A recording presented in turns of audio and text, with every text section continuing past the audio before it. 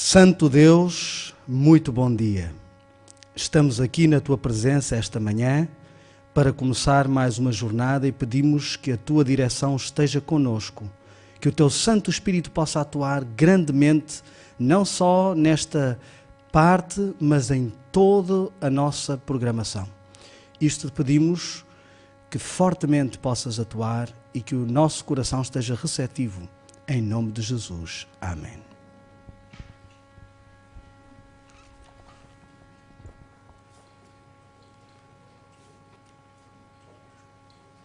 Bom dia.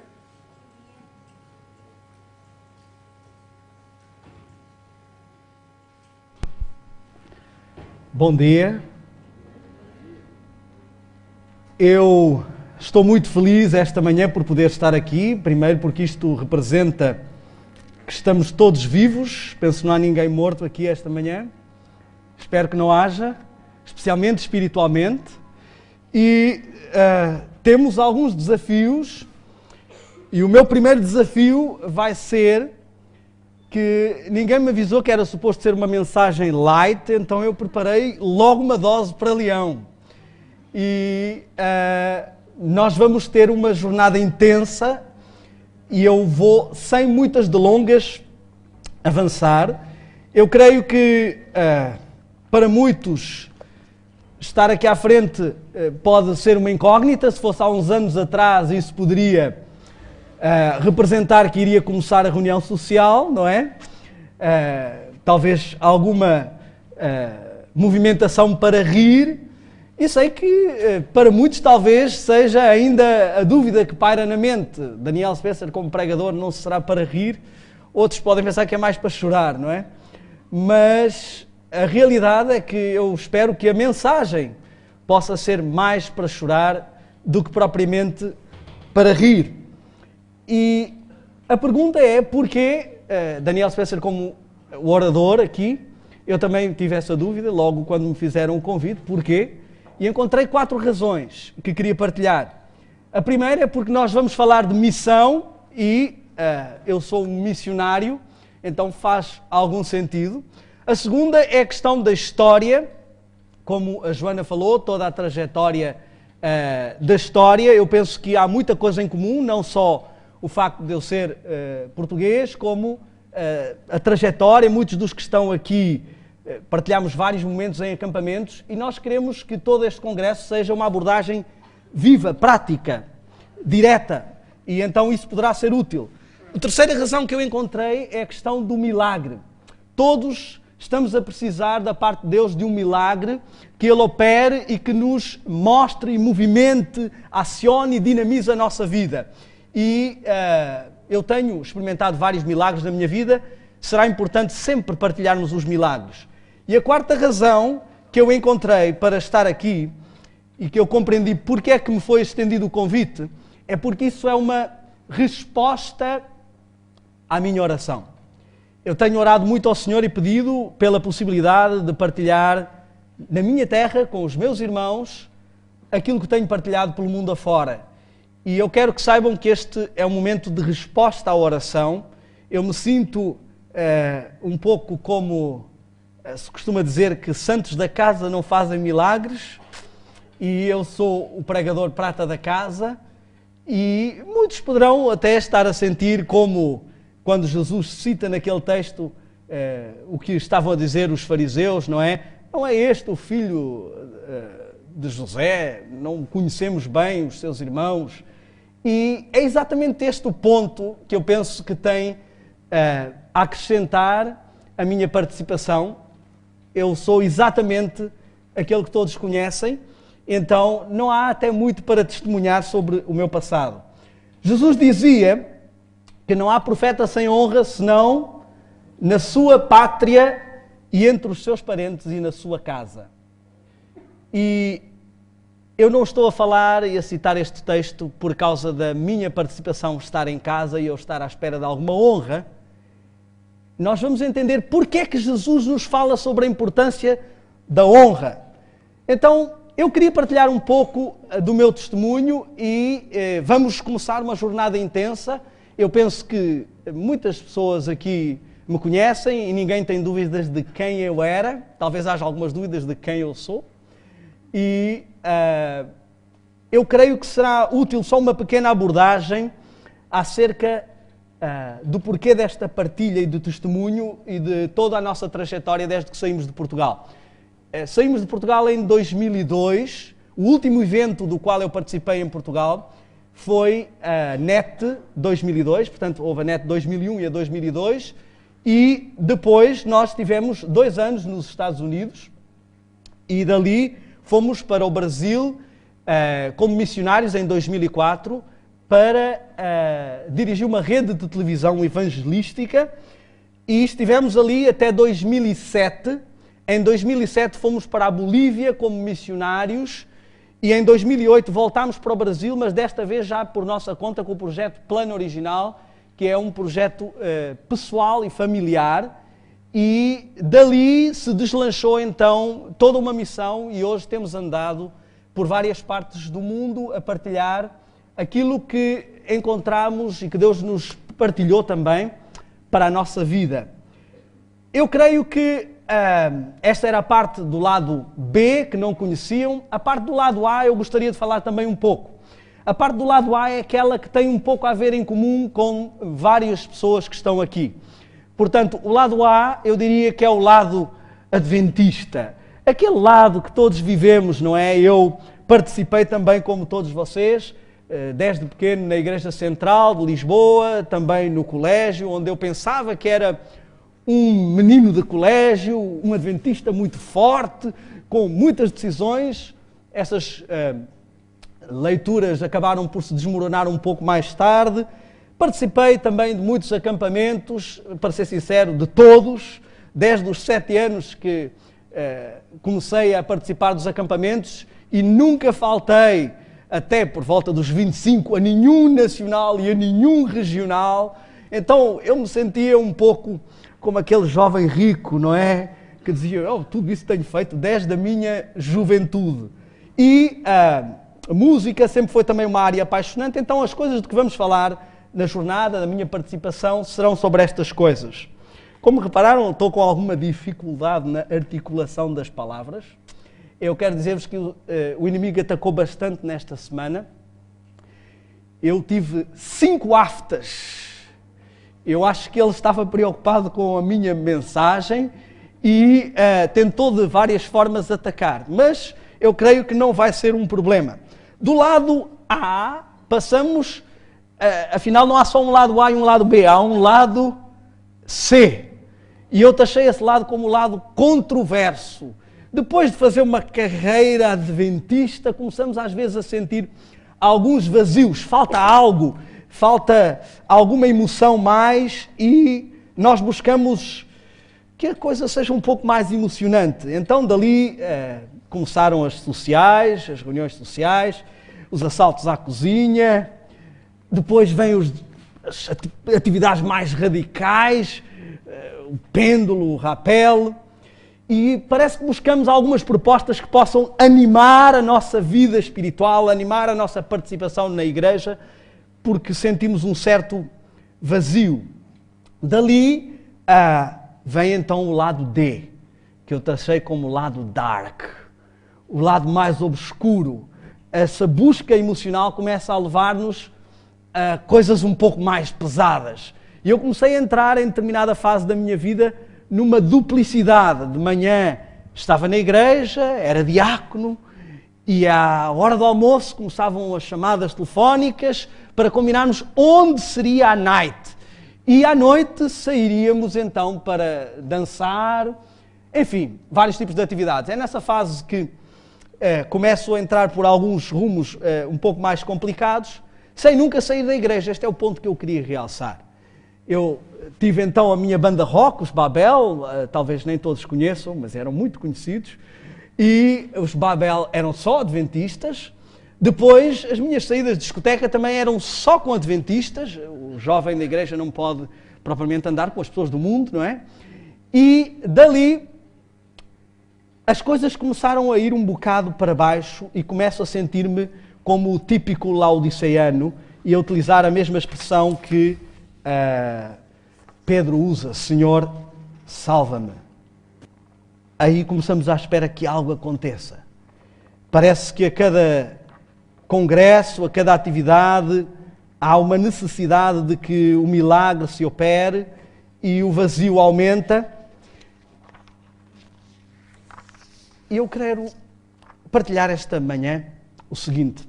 Talvez alguns de nós estejamos à espera que o Geração Adventista faça alguma coisa que nos faça abanar, que revolucione a nossa vida.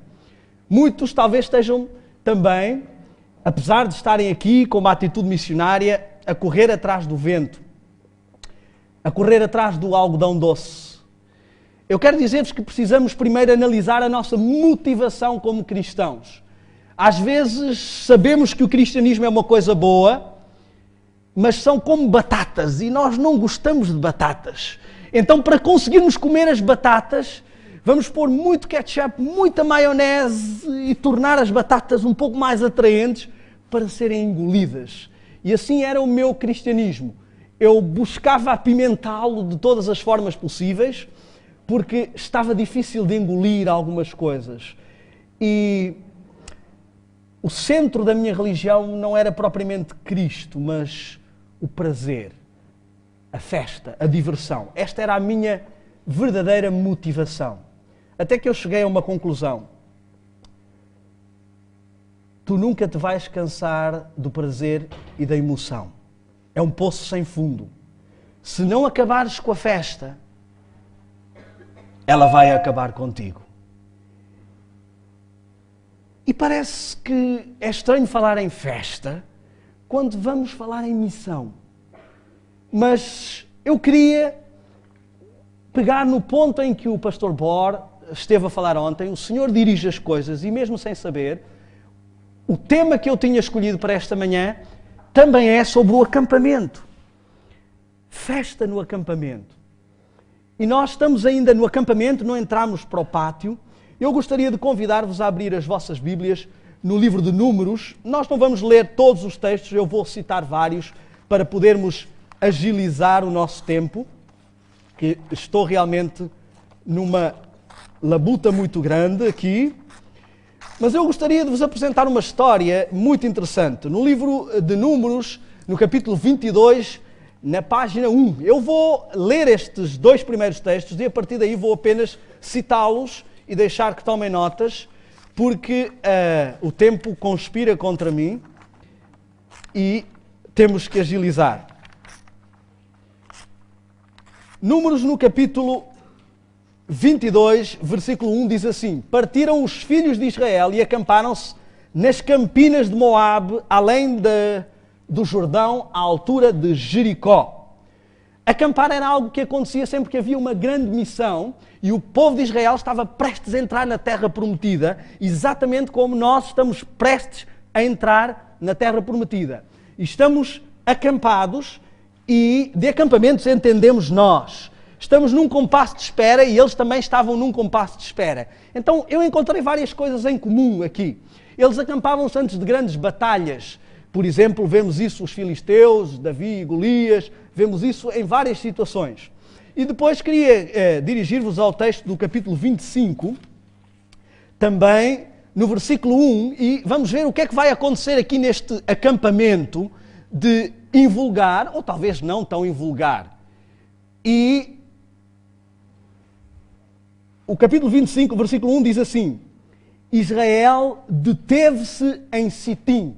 Sitim significa acácia, e ali era um bosque, eram os vales das acácias. Era um lugar, havia ali planícies verdejantes, havia ali algo de bom. Era um lugar com muitos atrativos. E também nós, enquanto estamos acampados para entrar na Terra Prometida, temos à nossa volta muitos atrativos, como eles tinham. E aconteceu aqui algo. E o povo começou a prostituir-se com as filhas de Moabe. Esta é uma expressão um bocado forte, parece um bocado deslocada. O povo a prostituir-se não está propriamente a querer dizer que eles andavam a vender o corpo por dinheiro. Eu vou transpor isto para português corrente, linguagem corrente. O povo começou a ficar a curtir uns com os outros no acampamento. Elas convidaram o povo para os sacrifícios aos seus deuses. Eu vou também pôr isto em linguagem corrente. Quando vemos estes deuses, imaginamos aqueles ídolos de pedra. Quem é que quer se ajoelhar a um ídolo de pedra? Estes deuses estavam intimamente ligados com a sexualidade, os sacrifícios humanos, a prostituição. Era algo ligado à religião. A religião era transformada em algo agradável aqui. E os deuses são coisas agradáveis. A mesma coisa acontece com o paganismo hoje. E os deuses a qual elas nos convidariam seriam os filmes, os nossos ídolos das músicas. Seriam essas coisas que estão intimamente ligadas à religião. São as doutrinas que passam através dos mídia e das grandes indústrias. E aconteceu algo então extraordinário. O povo de Israel inclinou-se, cedeu aos deuses, juntando-se, pois, Israel a Baal Peor. Ou seja, começou uma apostasia. Israel cedeu ao fast food do mundo, vergou-se aos apetites. E o Espírito por si nos diz que eles estavam numa situação de comodidade e deixaram desguarnecida a alma, e é que é assim que Satanás procura a ruína ainda hoje. E pelo contemplar, ele acaba por transformar a nossa alma. E nos diz o seguinte: muitos dos divertimentos populares do mundo hoje, mesmo entre os cristãos, propendem para os mesmos fins de outrora. Ela cita umas coisas, mas eu acho que ela é um bocado fanática, porque ela fala da ostentação, da música, da dança, do jogo, do teatro. Bom, se calhar isto era para o tempo dela. No tempo dela as coisas deviam ser muito pesadas, a diversão dos jovens devia ser muito radical. Estas coisas hoje não representam, normalmente dizem-nos, tantos problemas. Mas eu queria focar-nos no que é que levou o povo à apostasia. Porque podemos pensar que foram as mulheres, e podem pensar outra vez, bom, foi como Adão e Eva, já sabemos que as mulheres são sempre o problema. Mas se olharmos bem com atenção, se formos ao capítulo 31, nós vamos entender o que é que está por trás desta apostasia. No capítulo 31 de Números, vai haver uma explicação no verso 16. E no verso 16 diz assim: eis que estas, as mulheres, foram as que por conselho de Balaão deram ocasião aos filhos de Israel de transgredir contra o Senhor. Conselho de Balaão. Quem era Balaão? Profeta. Alguns até ficam a hesitar um bocado. Ele realmente era um profeta. O Espírito Santo diz-nos que ele se apostatou por questões financeiras, de honra e de prazer.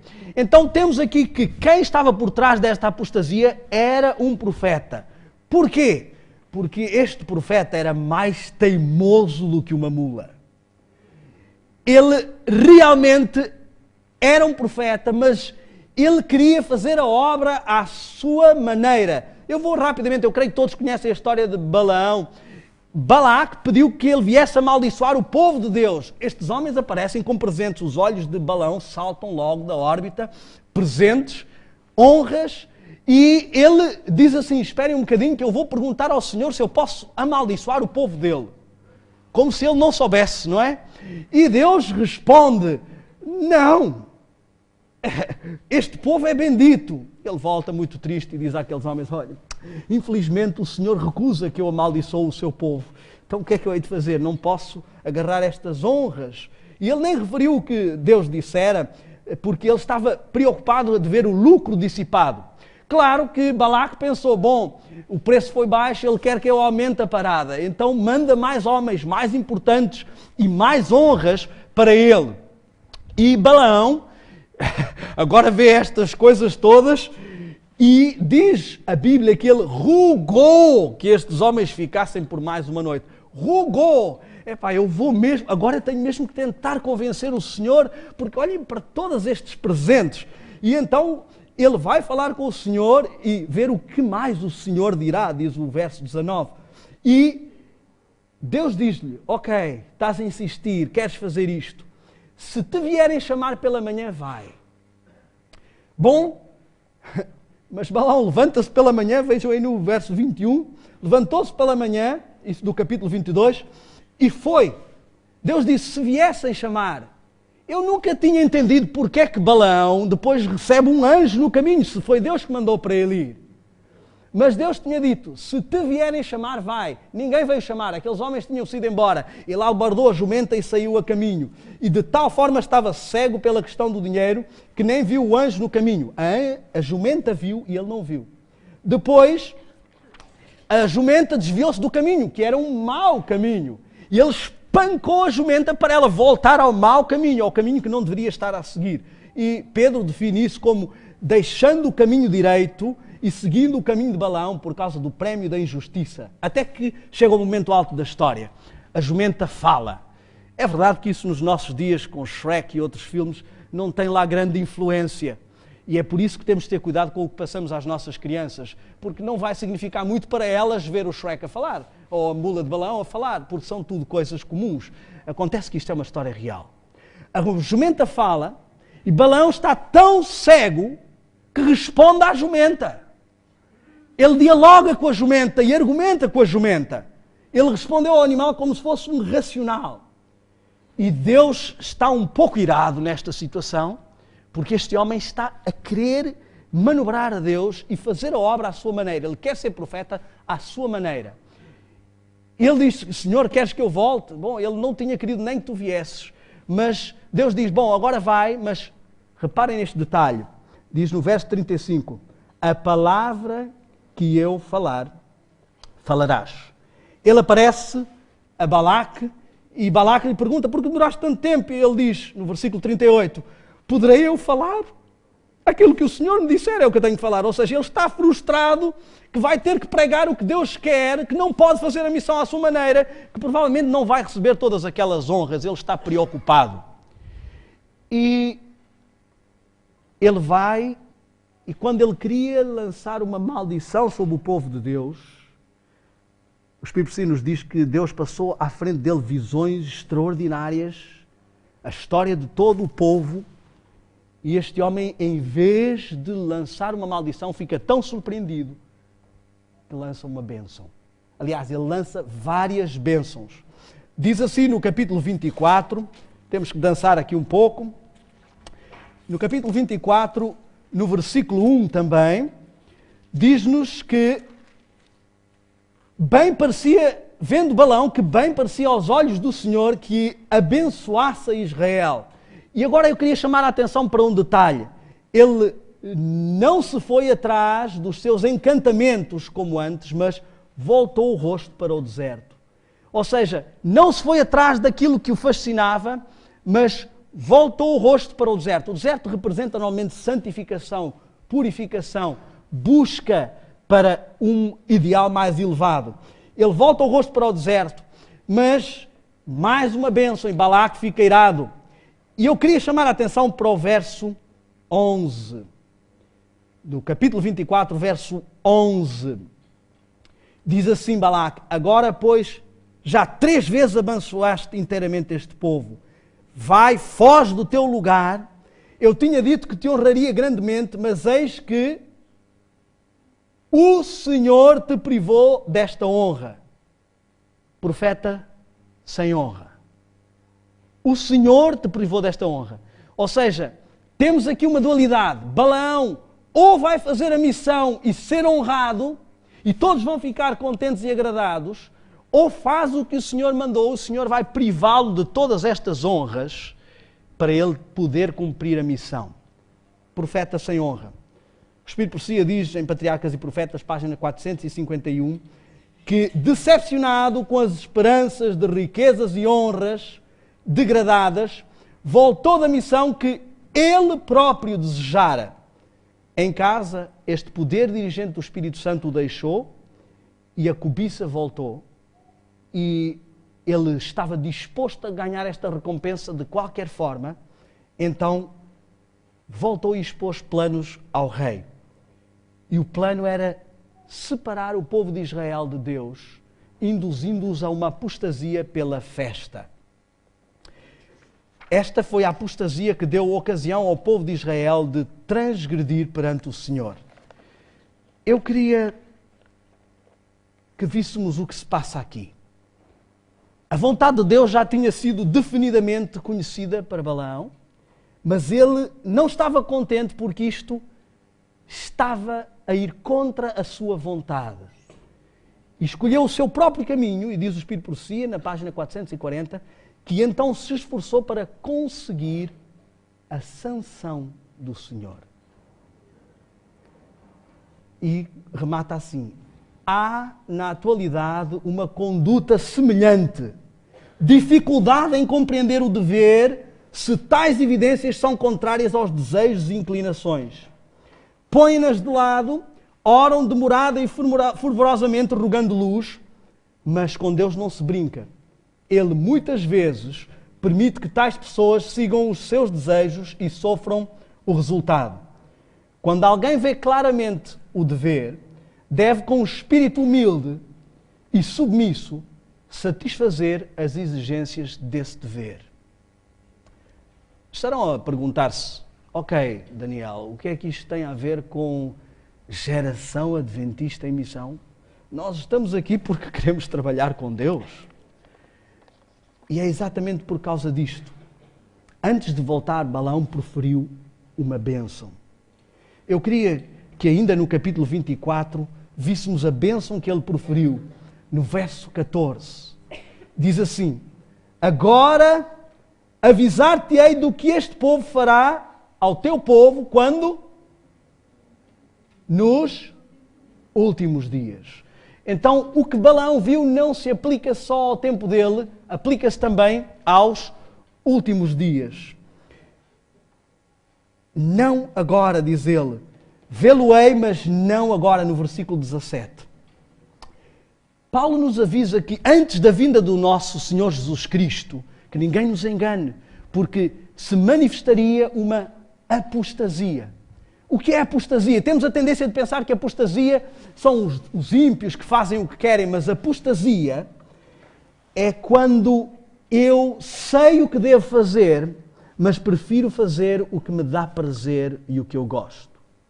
E nós vimos que antes de uma grande missão sempre há ataques do Senhor, e um dos ataques é a festa, a apostasia. A apostasia acontece antes de uma grande missão, quando eu sei o que devo fazer, mas quero fazer a obra a meu belo prazer. Queres trabalhar para Deus? Quero que saibas que tens dois caminhos à tua frente, duas estratégias, duas opções.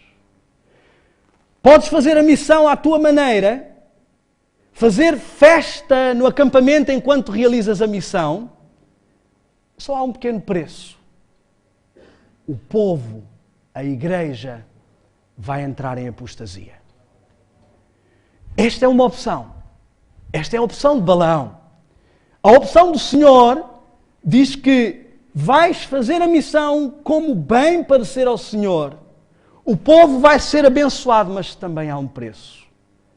Vais ser um profeta sem honra. Tens que escolher o que é mais importante para ti, se é a honra, o prazer da missão, ou fazer a missão como o Senhor mandar.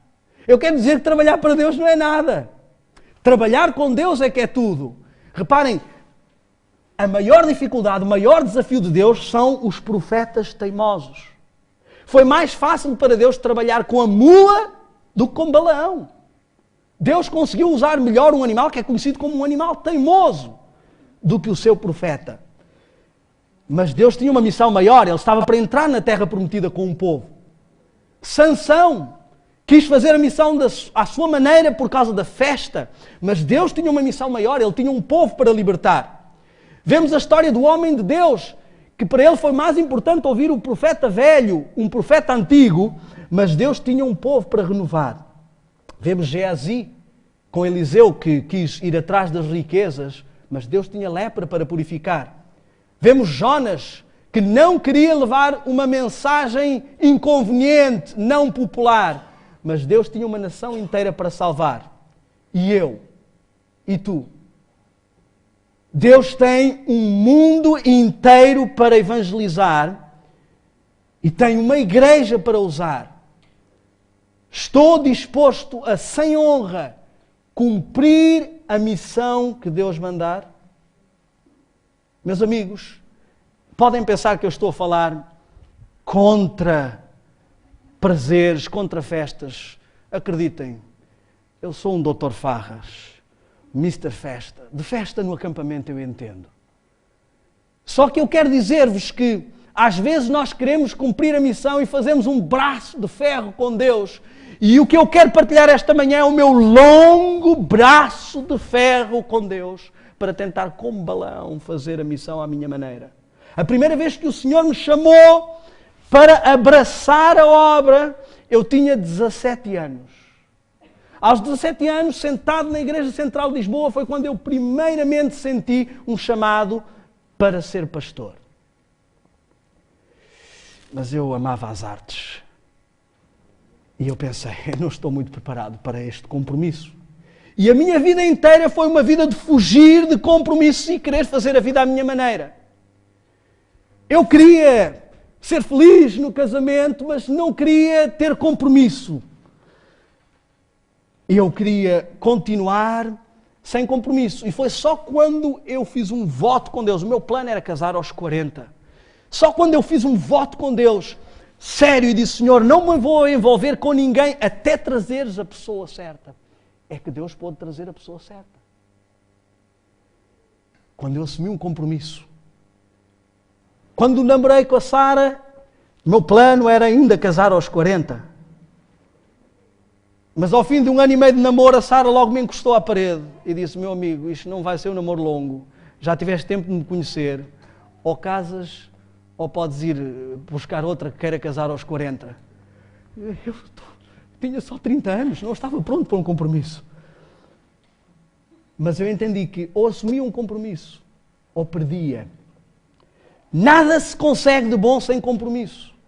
E eu assumi o meu compromisso. Depois veio a net, e o aviso que me fizeram quando me convidaram para a net foi, Daniel, tens consciência de que isto não é uma reunião social? Talvez eu não tivesse consciência, mas uma coisa eu tive consciência, Deus me estava a chamar para o compromisso. E eu sabia que eu não podia ir para ali para a frente com uma vida dupla. E decidi assumir compromissos de pôr a vida em ordem. Segundo compromisso. Resultado, Deus começou a trabalhar grandemente no meu coração. Depois, decidi e comecei a orar ao Senhor e a pedir, Senhor, eu quero utilizar o meu talento na obra. Eu trabalho com tudo que tem a ver com artes, eu quero utilizar isso na obra. Usa-me. Mas ia e fui para os Estados Unidos ainda a pensar num negócio. Só quando assumi o compromisso, Deus me disse, amigo, não tenho trabalho para ti. E eu perguntei à Sara, mas Sara, eu estou a orar e a pedir ao Senhor que me use. Porquê é que Ele não me usa? E Sara me disse, porque tu és a janela do diabo aqui. Quantos de nós queremos ser missionários à nossa maneira? E eu comecei a olhar para as coisas e comecei a entender como é que Deus poderia usar um homem que tinha ido para uma instituição missionária com uma pilha de filmes debaixo de um braço e uma pilha de música debaixo do outro.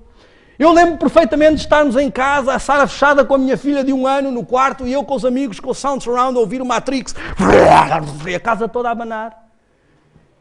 E eu pensei, eu nunca serei um missionário. E assumi mais um compromisso. Decidi mudar a minha alimentação. Decidi pôr de parte esses filmes, pôr de parte essas músicas. E o Senhor me chamou para a missão. Logo apareceu na minha região o pastor Doug Batchelor, que veio pregar o sermão ideal para mim.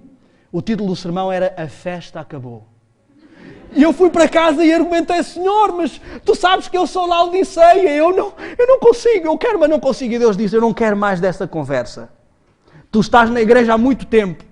Ou vais fazer a missão à minha maneira, ou se quiseres podes ir embora. Meus amigos, até mesmo pregar, quando comecei a pregar, eu comecei a querer pregar à minha maneira. Usar o meu talento.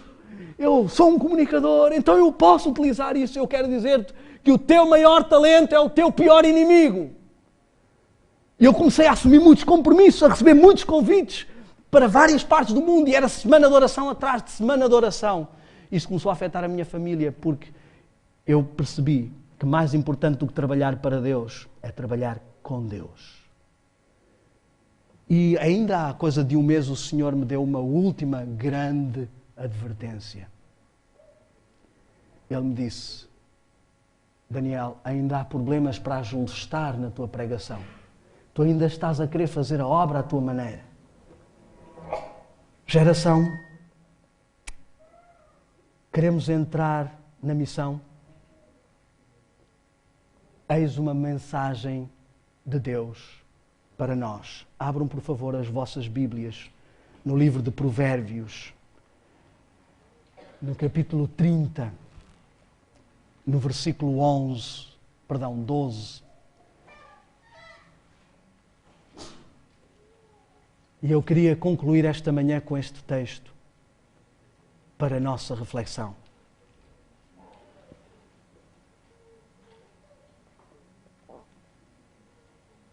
Há uma geração que é pura aos seus próprios olhos, mas nunca foi lavada da sua imundícia.